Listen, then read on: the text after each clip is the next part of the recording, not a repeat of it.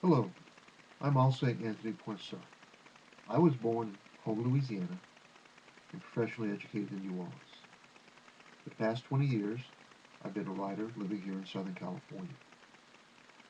My previous screenplays have been Sarah and Mr. Charlie, optioned by Stone Road Productions, and Undesirables, optioned by the May Street Group out of British Columbia, Canada, and Case Televisions out of London, England. 14 years ago, I started a screenplay called The Story of a Louisiana Hurricane. I've actually been working on it for the last 14 years and did some writing on it this morning.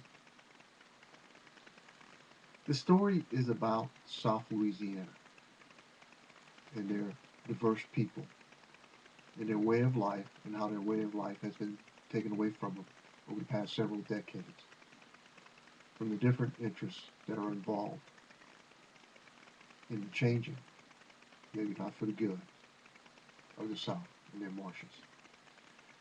With the recent oil rig explosion and pollution of the Gulf from the oil that escaped from the well, it brought a new spotlight from around the world on the people of South Louisiana and their battle against time and the taking away of their way of life. So I thought it'd be good for me to share the screenplay with you out there about what has happened to the people of South Louisiana. I wish that you will follow the screenplay. It'll be done in different installments. It's a long screenplay for the normal standard. It's about 150 pages. I'll read it as it's written on paper, so it'll be read in the style that a screenwriter would write a screenplay. I would appreciate your critique or your comments. You could write me at aa.poinsot, let me spell my last name for you, Poiencot, at yahoo.com. Again, aa.poinsot, Poiencot, at yahoo.com. I will begin with reading the synopsis to the story of a Louisiana hurricane. Drill, baby, drill. Climate change, environmental destruction, oil companies' greed, exploitation of people, and destruction of local tradition. Only one state in the Union has suffered more than any other, Louisiana. Not the 21st century, but the 1960s and 70s, the beginning. The story of a Louisiana hurricane. This action drama tells the story of the LeBlanc family of Grand Bayou, Goodland Parish, Louisiana, 60 miles southwest of New Orleans, and how the family has suffered through two devastating hurricanes, indiscriminate oil and gas drilling, how native French Cajuns and Indians are exploited, and the destruction of their local traditions and way of life. There is Cyrus, who will not accept these challenges and change. Cyrus will fight to the death if necessary. For he is another type of hurricane, a hurricane of defense.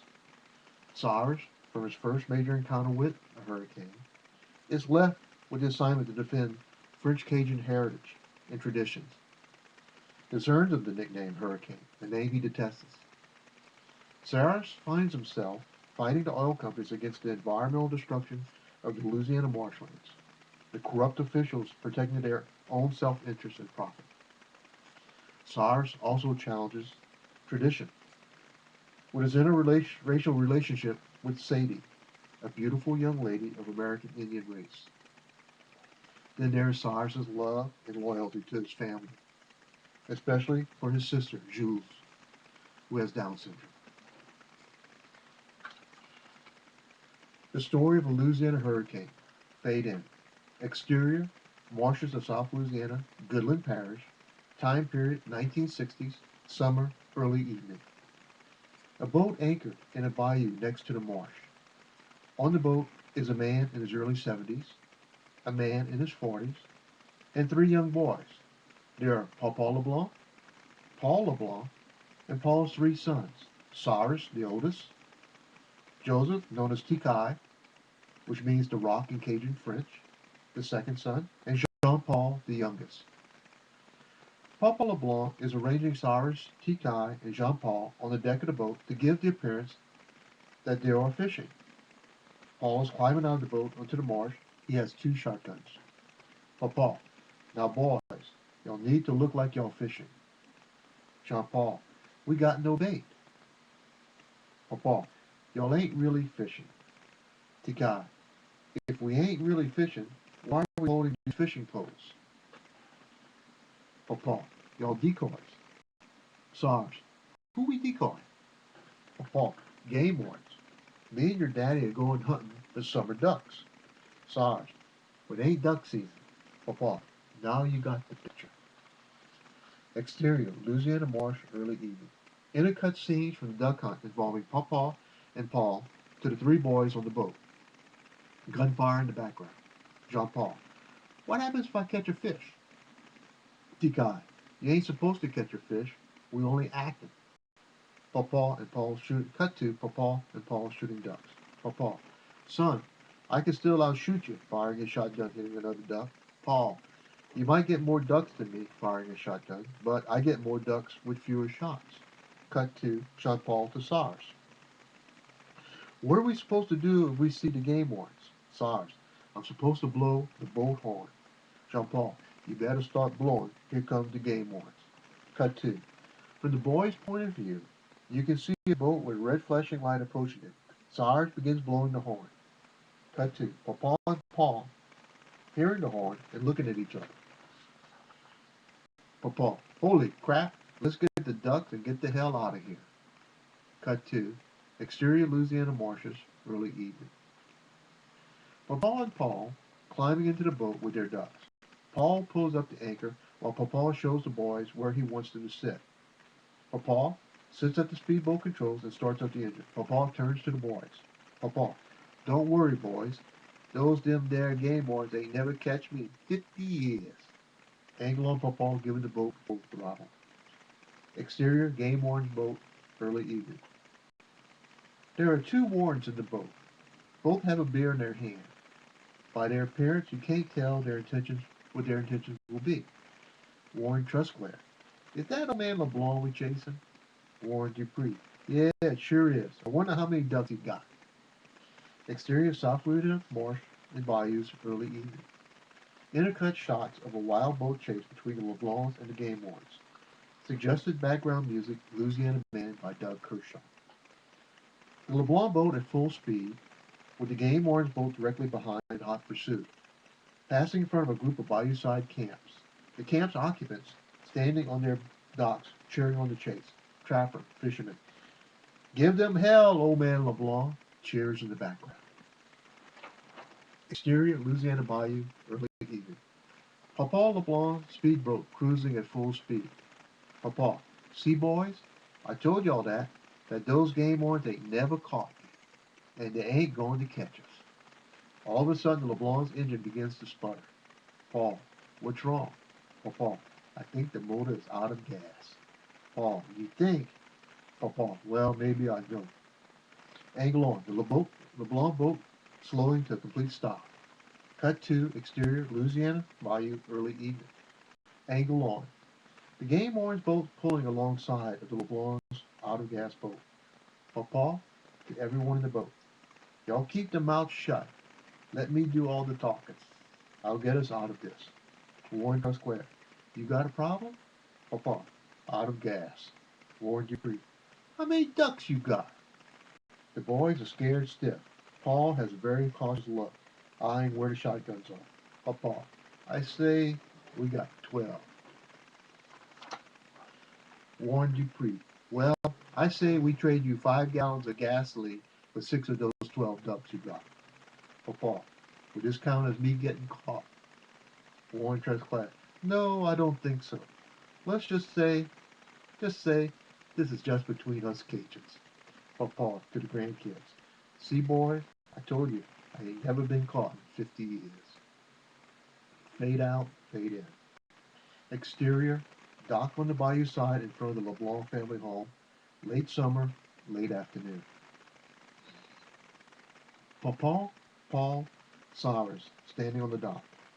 The hurry-hurry, the family shipping trawler is tied to the dock. All three are looking out over the marsh. From their point of view, there are severe storm clouds approaching. The wind is picking up. Papa. For sure, that storm is heading this way. Cyrus. You mean the hurricane, Papa? Paul. Yes, Cyrus, the hurricane's heading this way. Cyrus. Will it be bad? Papa. They're always bad. Angle on, Emily, Paul's wife, comes out of the house onto the front porch. Emily shouting, Nash Roberts is on the television with the latest report on the hurricane. Y'all come in and watch. Papa, let's go, boys. Let's get the news from Nash. Papa puts his arm around Cyrus's shoulder. Papa, smiling. It's just a storm, not the end of the world. All three start walking up the dock toward the house. Cut 2. Interior LeBlanc house, living room, late afternoon. Papa, Paul, and Cyrus coming through the front door. Sitting on the floor in front of the television are Tikai and Jean-Paul. Running up to Paul is Jules, Paul and Emily's young daughter. Jules has Down syndrome. Jules extends her arms to hug Paul. Emily comes from the kitchen into the living room. They all take their places in front of the television set. Angle on television set. Intercut. On the set is Nash Roberts, the well-known local weatherman who broadcasts on WWL television out of New Orleans. Nash Roberts on television pointing to a map. The way I see it, from the information I've received from the U.S. Air Force Hurricane Planning, I predict the eye of Hurricane Betsy will come ashore over Goodland Parish sometime late tomorrow afternoon, then track northeast, bringing the eye over New Orleans. Ladies and gentlemen, fellow citizens, Betsy is a terrible storm, just as bad as the storm of 1947. Papa, 1947 was bad. Montage.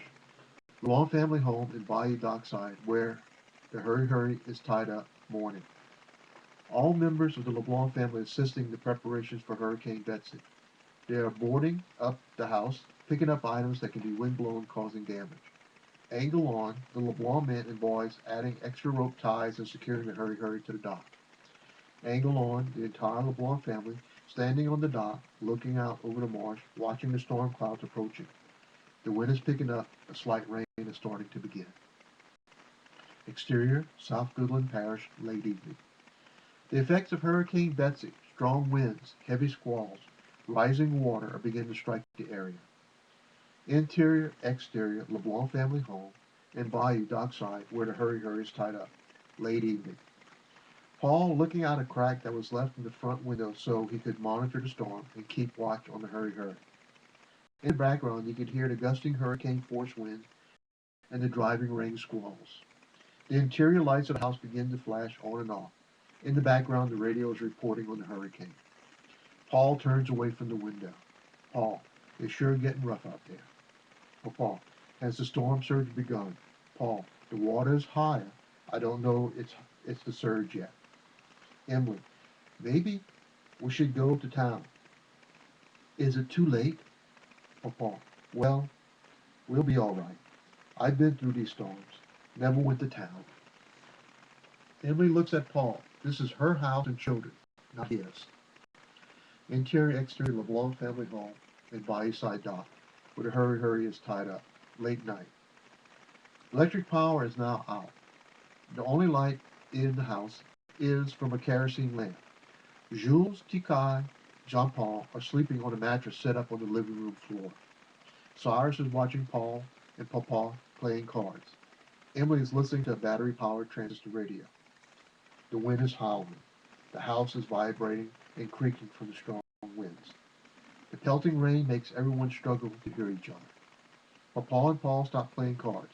They can tell the storm strength is more powerful than what they had experienced before. Paul, it's getting rough. Angle on Emily's fearful face. She goes sit on the makeshift bed with the sleeping children. Angle on. Tikai opens his eyes and sees his fearful mother. Tikai, are we okay? Emily, we're fine. Try to go back to sleep. Angle on Papa's face, attempting to gauge the seriousness of the situation, drawing on his experience. Papa, Cyrus, go look out that crack in the window. See, look at the Hurry. Make sure it's good. The ropes are holding.